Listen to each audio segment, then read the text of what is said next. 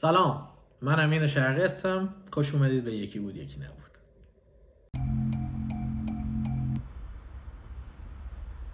خب امروز قرار دومین قسمت بررسی 50 تا فیلم 50 تا موسیقی برتر فیلم ها رو انجام بدیم و امروز از شماره 24 تا شماره 1 قراره بررسی کنیم و ببینیم چه فیلم هایی هست.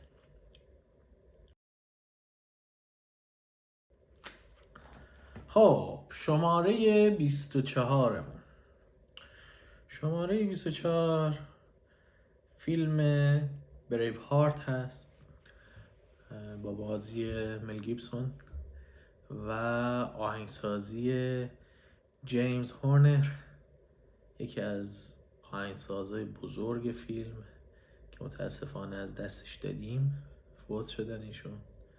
بریم ببینیم چیه او بیاییم.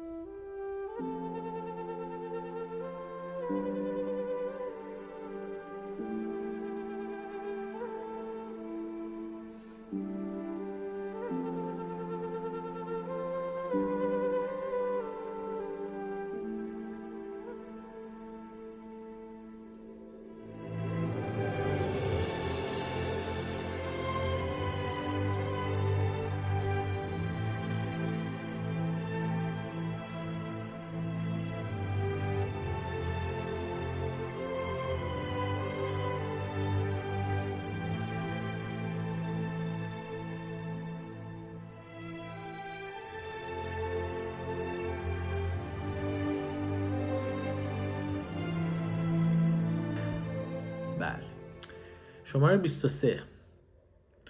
23 آهنگساز جوونی آهنگسازی این فیلم رو داشته.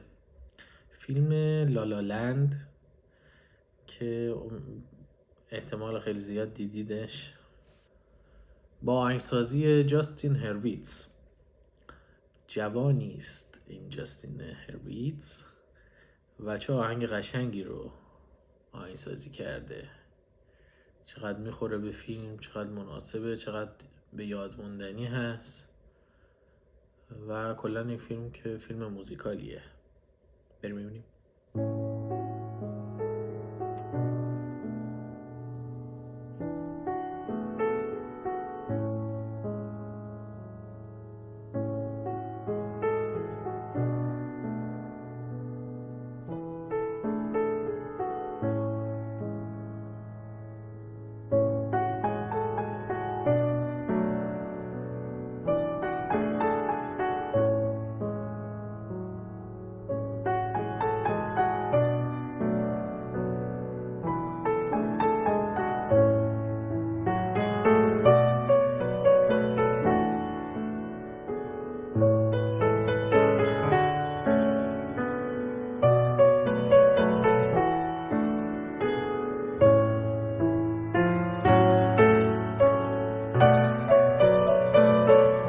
فیلم شماره 22 فیلم بتمن دارک نایت با کارگردانی کریستوفر نولان و آهنگسازی آقای هانس زیمر.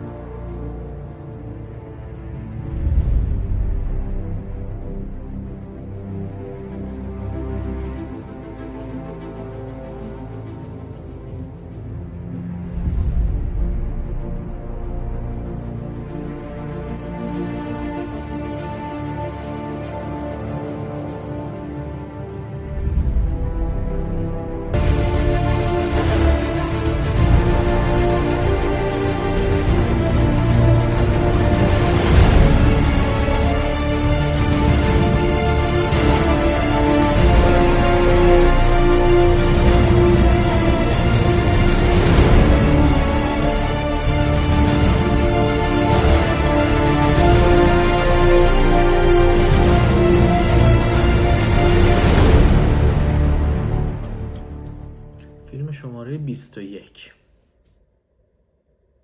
فیلم خیلی خوب، خیلی دیدنی، طولانیه ولی فیلمه آدم از اولش میخکوب میشه تا آخرش. فیلم روزی روزگاری در آمریکا. آهنگساز این فیلمم آقای انیو موریکونه هست، آهنگسازی که آهنگایی رو فعلا تا اینجا ازشون شنیدیم و بازم ازشون خواهیم شنید. بریم بشنویم و بیاییم.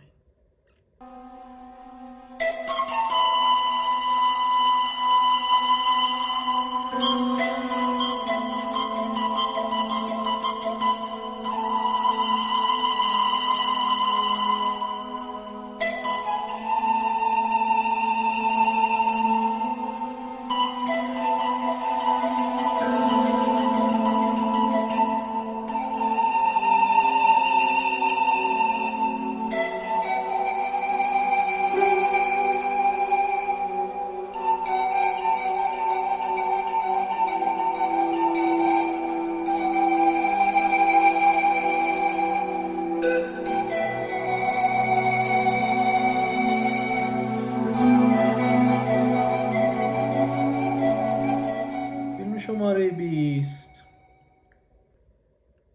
جیمز باند.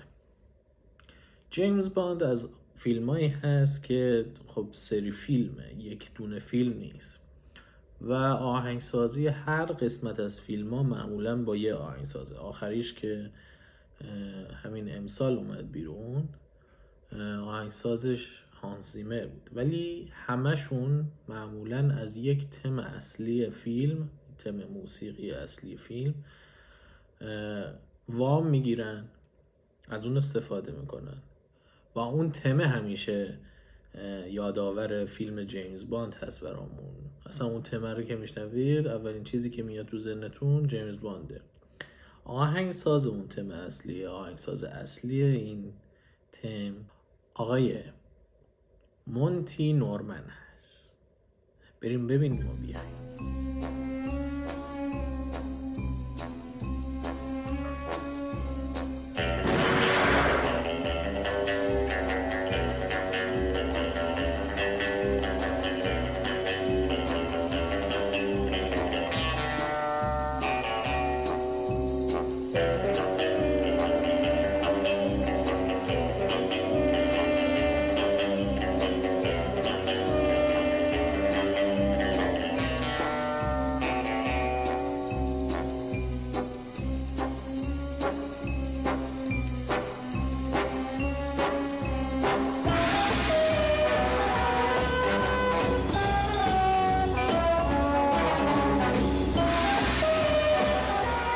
فیلم شماره 19، فیلمیه که باز دوباره آهنگسازش هانس زیمره.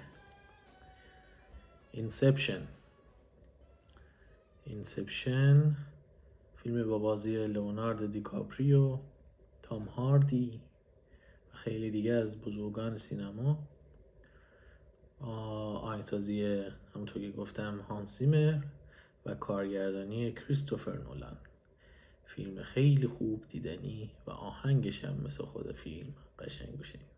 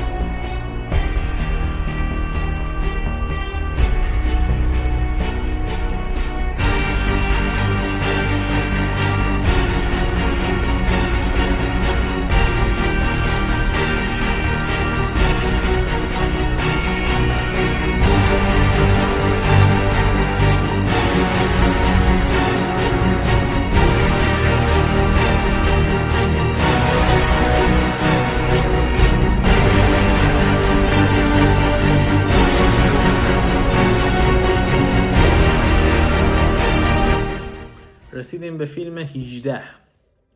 فیلم 18 فیلم امریکن بیوتی و آهنگساز این فیلم آقای توماس نیومن.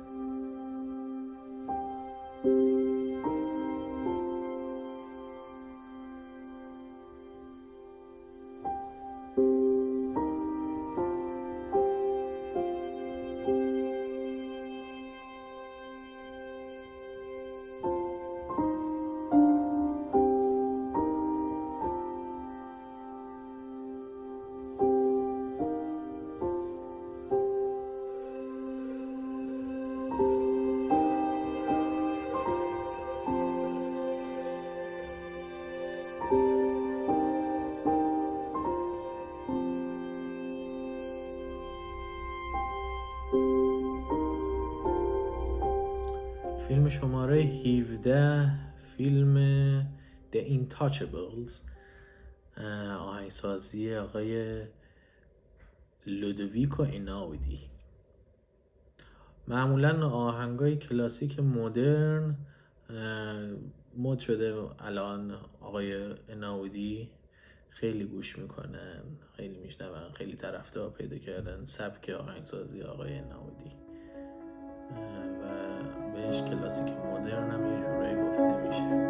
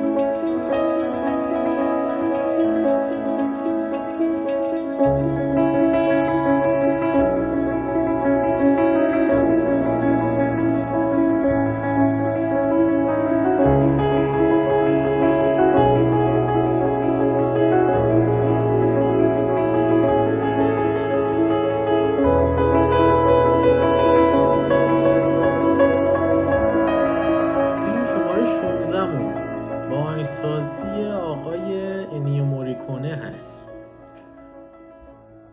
همش آقای انیو موریکونه اینجا با بیاد یکی در میون. انیو موریکونه، هانس زیمر، با انگار مثلا کل این برنامه روی 4 تا 5 تا آهنگساز داره میگرده. انیو موریکونه، هانس زیمر، جان ویلیامز، جیمز هورنر، آلان سیلوستری، یعنی بیشتر اینا هستن دیگه. و شماره 16 مونه که باز آقای انیو موریکونه هست، فیلم دمیشن.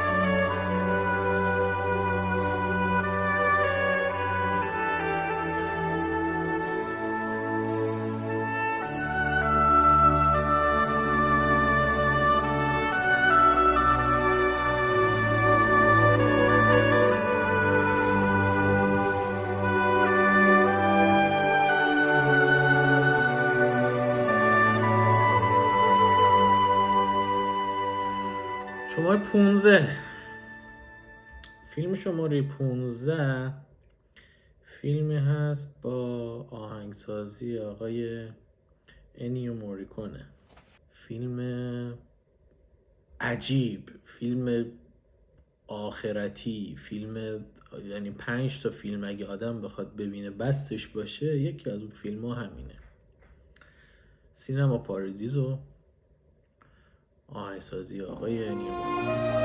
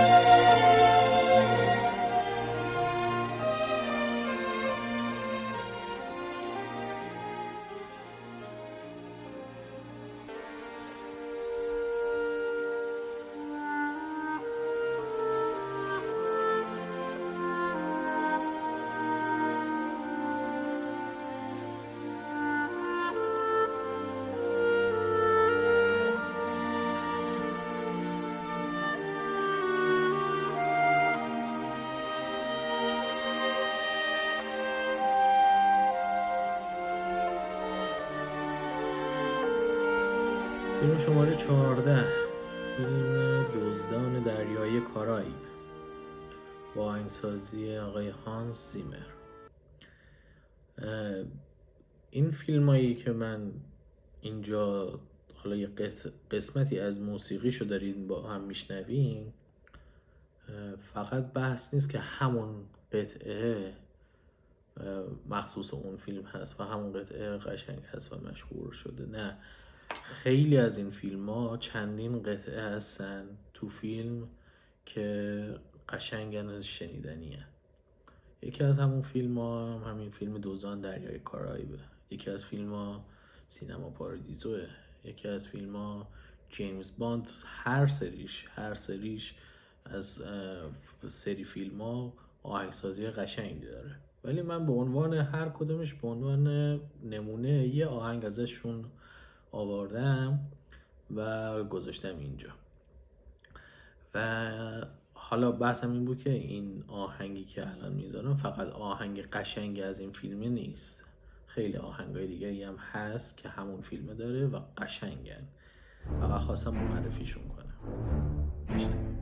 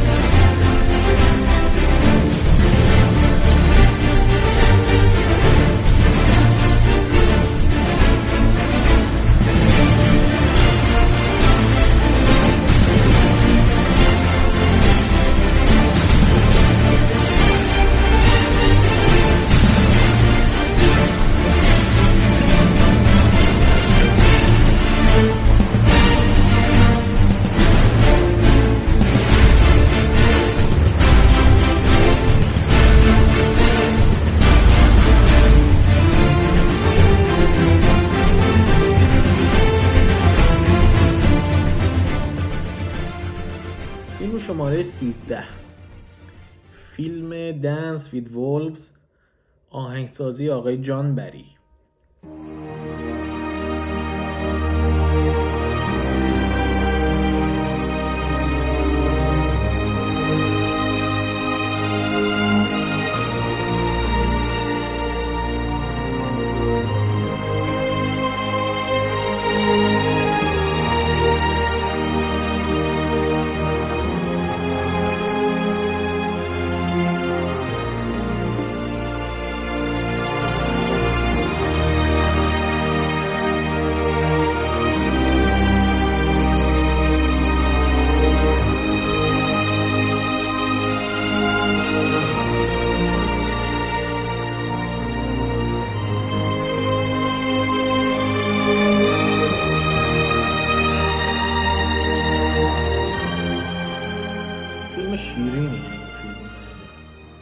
دنس وید وولفز اگه ندیدینش ببینید. یه فیلم حال خوب کنه، نه که انگیزشی باشه.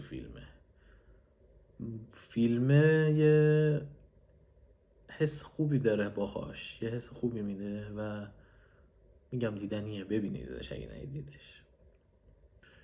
فیلم شماره 12، باز یه فیلم حال خوب کنه دیگه که اکثرا دیدیدش. فکر میکنم 0.5% کسانی که این الان این کلیپ رو میبینن ندیده باشن این فیلم تنها در خانه با آهنگسازی آقای جان ویلیامز. اصلا جان ویلیامز همه جا هست، این مونیکونه هست، هانس زیمر هست. بریم بشنویم.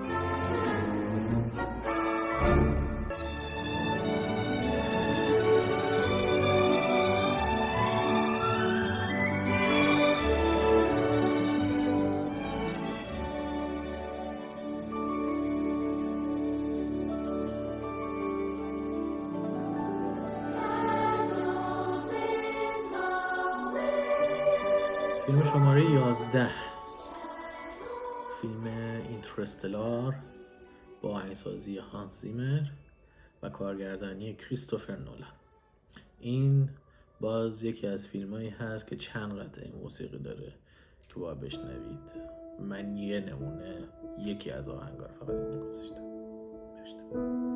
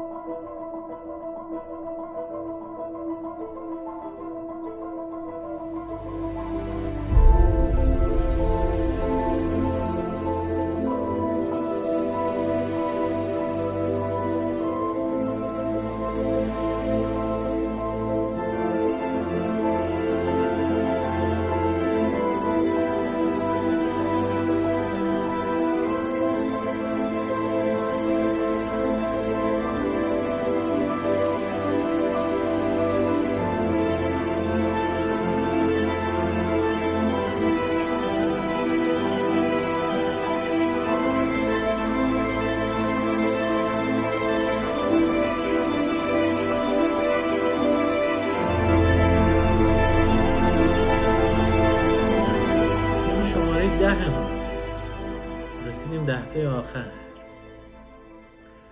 فیلم شماره 10، فیلم ارباب حلقه ها، آهنگسازی هاوارد شور و کارگردانی پیتر جکسون.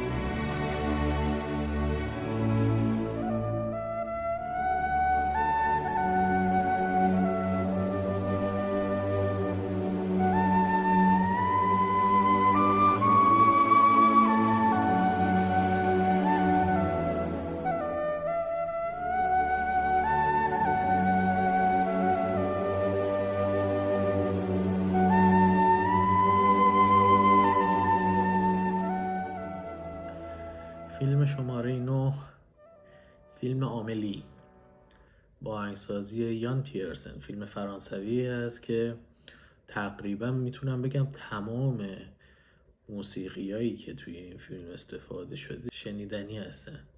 من میگم بار چندم دارم میگم، من یک آهنگشو اینجا گذاشتم، ولی اگه وقت میکنید برید تمام آهنگای فیلم آملی رو گوش بدید. همش معروفه، همش شنیدنیه و حال میکنید.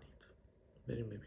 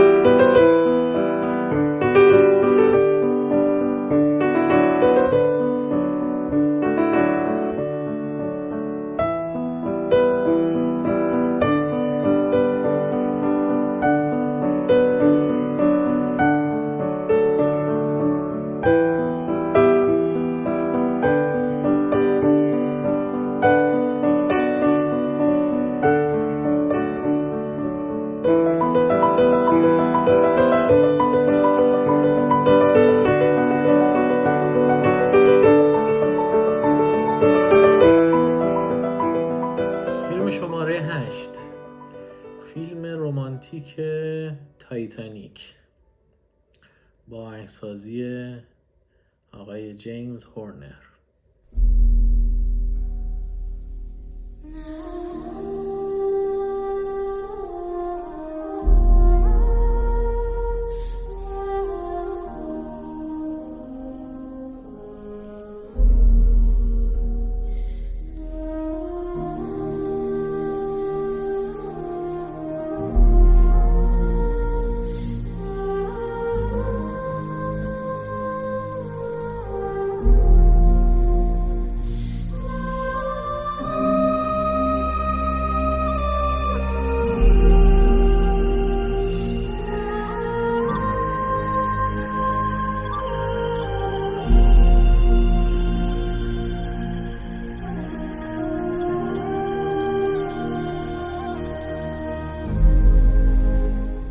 فیلم شماره 7 فیلم رکویم فور دریم، کارگردانی آقای دارن آرونوفسکی و آهنگسازی آقای کلینت منسل. این فیلم وبسایت کلاسیک اف ام یه نظرسنجی گذاشته بود اخیراً که مردم بیان رأی بدن، مردم بریتانیا، و انتخاب بکنن کدوم از آهنگای فیلم ها رو بیشتر دوست دارن و این فیلم رتبه اول آورده بود توی اون نظرسنجی. آهنگ خیلی قشنگی هم داره، آهنگش هم قاعدتاً شما شنیدید و جای مختلفی ازش استفاده میشه، تبلیغات، فیلم، خیلی جا دیدیدش.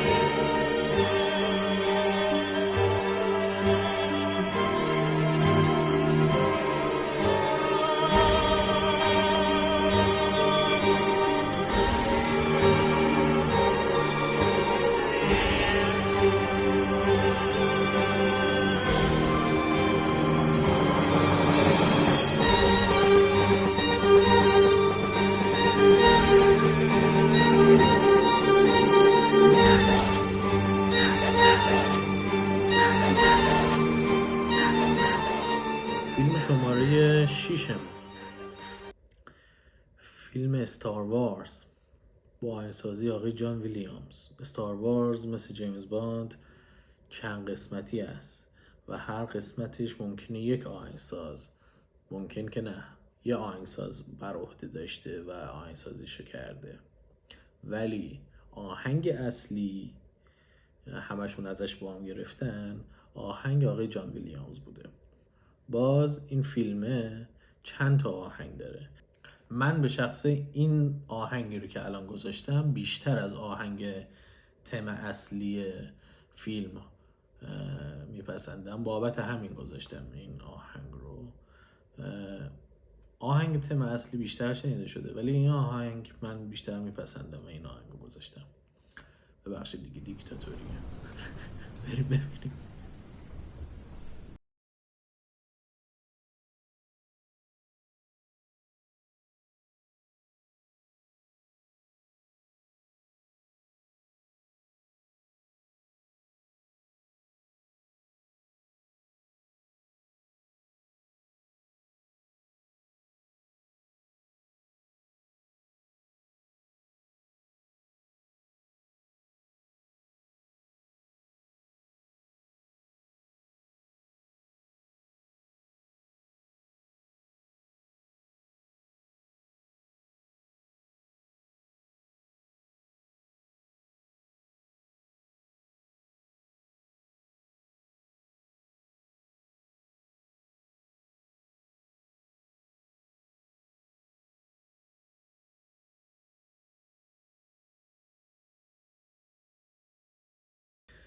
فیلم شماره 5 فیلم پدرخوانده با آهنگسازی آقای نینو روتا و فرانسیس فورد کاپولا هم که کارگردان این فیلم هست.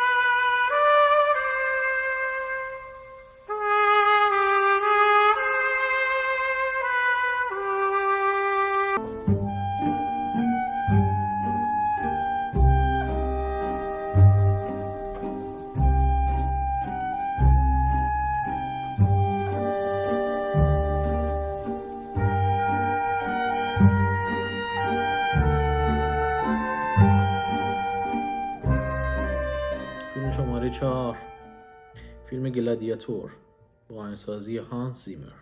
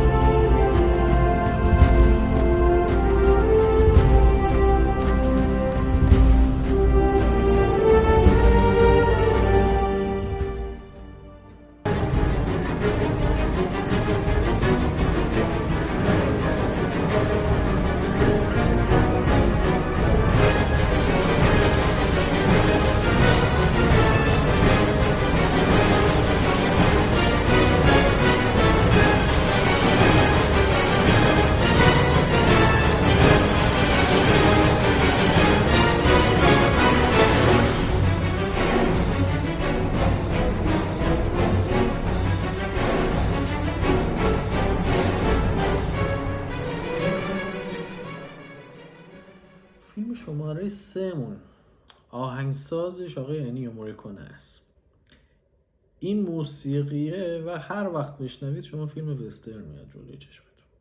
همین الانم که گفتم، هنوز اسم فیلمو نگفتم، شما متوجه شدید کدوم فیلمو دارم میگم. بله. خوب بد زشت اثر آقای انیو موریکونه. بشنوید.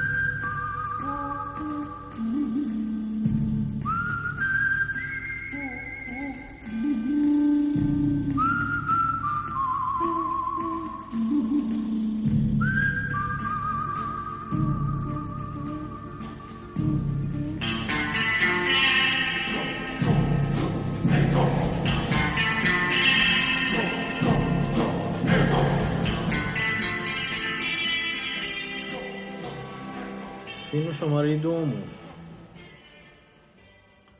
فیلم شیندلر لیست با آهنگسازی جان ویلیامز و کارگردانی آقای استیون اسپیلبرگ. قبلا هم بهتون گفتم جان ویلیامز و اسپیلبرگ با هم همکاری زیاد داشتن و همکاری‌های به یاد موندنی. یکیش که همون جاز بود، آرواره ها، و یکیش هم این شیندلر لیست. باز توی وبسایت کلاسیک اف ام فکر میکنم پارسال نظرسنجی شده بود که بهترین قطعه موسیقی به نظر شما چه قطعه‌ای هست توی هال آف فیم، و این قطعه موسیقی رتبه 1 آورده بود. خیلی حرفه. فیلم شیندلر لیست با آهنگسازی آقای جان ویلیامز. بشنوید.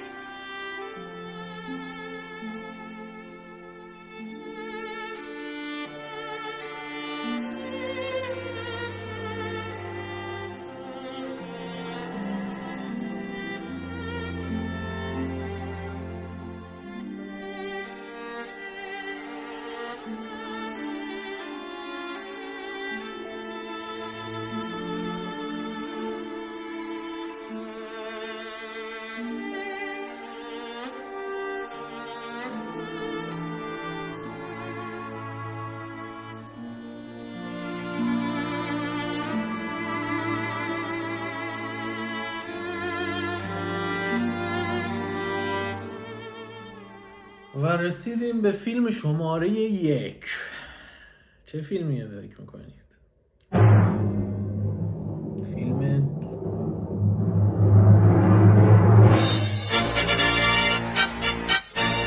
فیلم هری پاتر با آهنگسازی آقای جان ویلیامز. هری پاتر هم دقیقاً مثل فیلم های دیگه سری سازی شده، یعنی 6-7 تا فیلم هست و 3 قسمت اول این فیلم آهنگسازش آقای جان ویلیامزه. تا زندانی آزکابان آقای جان ویلیامز ساختن، بعدش آهنگسازهای دیگه اومدن، اونها هم خیلی آهنگای قشنگی ساختن، ولی همه تأثیر گرفته از اثر اصلی جان ویلیامز. معروف ترین قطعه این فیلم آهنگ هدویگ تیم هست. هدویگ که همون جغد هری پاتر هست و اسم این اثر هم همون هدویگ تیمه.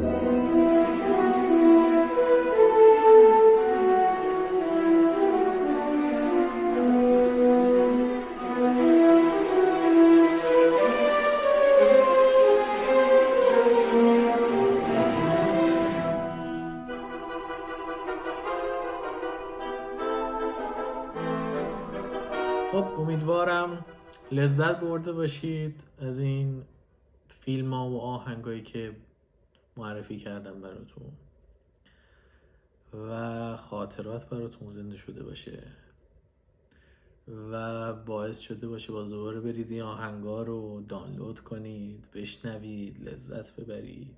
خیلی آهنگای شنیدنی هستن، خیلی فیلمای دیدنی هستن. هر کدوم از این فیلم ها اگه ندیدین هر کدومشون رو دانلود کنید ببینید، خیلی فیلم خوبی هستن. و ممنونم که تحمل کردید، یه وقت طولانی رو گذاشتید و تماشا کردید منو. تا ویدیوی دیگه و یکی بود یکی نبود دیگه، فعلا